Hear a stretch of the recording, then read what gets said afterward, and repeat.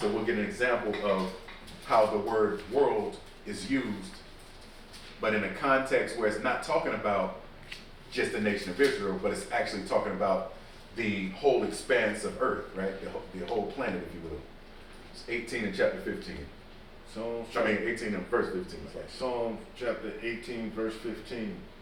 The channels of waters were seen, and the fountains of the world were discovered at thy rebuke, O Lord, at the blast of the breath of thy nostrils. Right.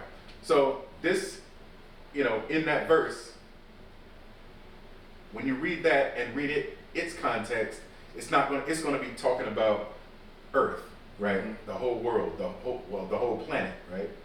But now, then you got the Greek word aeon, right? And which is Strong's number G165, right? And that's talking about an actual period of time, right? Like, and we can get that in Matthew 28 and 20. Yeah, can you get that right quick? Matthew chapter 28 and verse 20, that'll give you an example of how the word world has been, or this word has been translated into the word world, but in this context, it's talking about either forever, maybe eternity, a specific age, ultimately a period of time, right? All right, Matthew chapter 28 and verse 20. Teaching them to observe all things whatsoever I have commanded you, and lo, I am with you always, even unto the end of the world. Right. The end of time, right? It's talking about a period of time. So that's another way that the word world has been translated from a different word that has a different meaning. Okay? You can't just blanketly just read something and assume this is what it's talking about, especially if that understanding is going to be contradictory to the rest of the Bible, right? But you don't learn this type of scholarship in Christianity church because they have a doctrine to push, right? They got a 501c3 to cash in and to keep going. You understand? So now let's get the understanding of cosmos, right? Which this is the word that's been translated into world that means or that is used in John 3:16, right? Which is Strong's number G2889, which is a harmonious arrangement, right? Or an order or a government, right? A particular group of people, or arrangement of people, right? And that's what you find in John 3:16. So God so loved the world. Okay? So you have to understand these things when you're reading the Bible. And that's why you have to link precepts together, right? Because our elders, they didn't have the Strong's, Thayer's, concordance and lexicons, but they had the Spirit of the Most High, right? Which will come down and sup with you when you read this Bible and when you're doing what's in it. You understand? So really, all the literature, the knowledge, and the resources have caught up to them instead of vice versa, right? Because they had these understandings for the most part, right? It's just like John 17 and 9, right? Which is where it says, roughly paraphrasing, I pray for them, I pray not for the world. Okay? Now it's still talking about that harmonious arrangement, but how can you make sense of that? Well, you can't make sense of that verse reading it right after John 3:16 if you think that John 3:16 is talking about the whole world, the whole planet. It doesn't work that way. Okay? So it's just about how to read your Bible and how a true Bible study should take place. And guess what?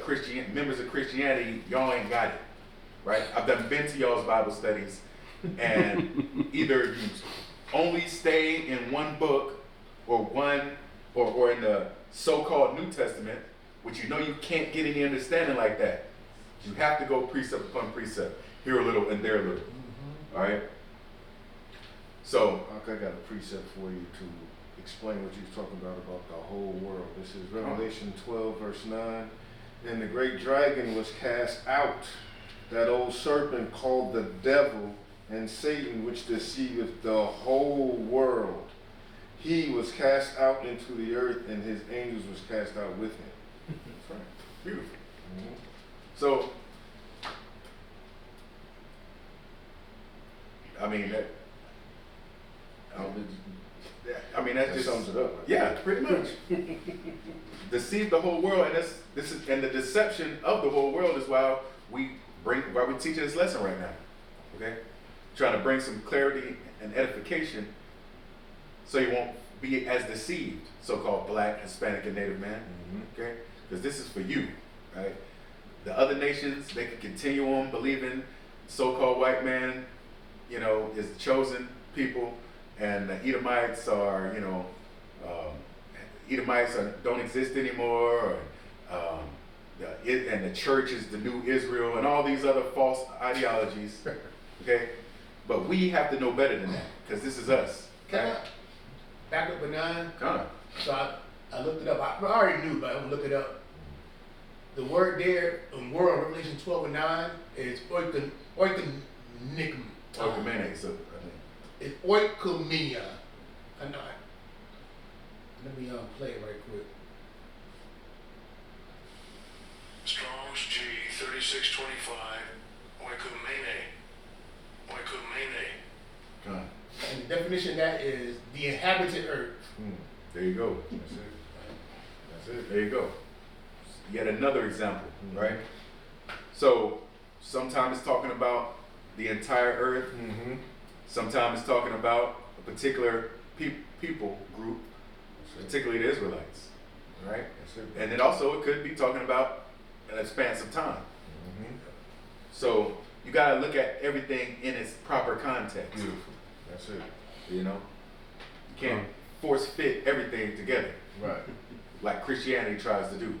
They are so base in their knowledge of the Bible, man. Bring it out, man. As all there.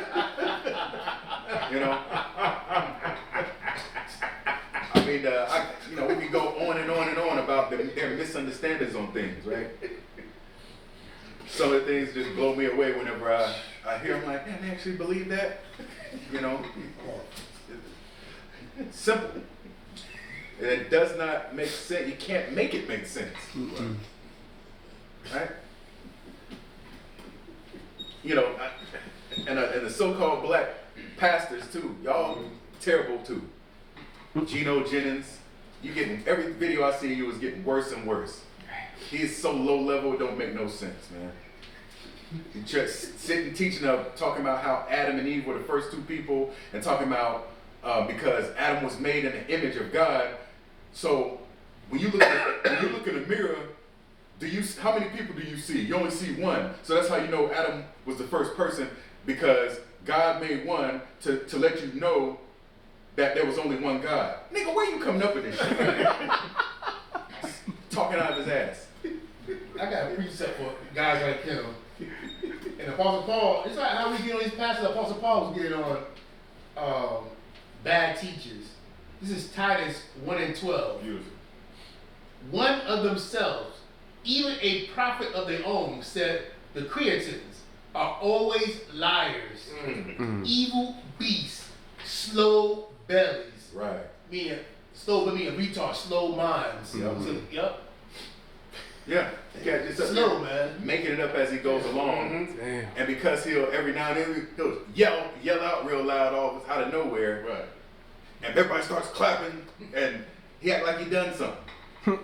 Clueless to the Bible and I understanding. gotta read 13, 14 verse. Bring it up. This witness is true. Wherefore, rebuke them sharply, that they may be sound in the faith. Exactly what we do, rebuking them. Exactly. Sharply. Not giving heed to Jewish fables and commandments of men that turn from the truth. That's right. Beautiful. That's right. Because if you believe the nonsense that this cat is spewing, that could turn you from the actual truth, right? And but he's so arrogant and proud.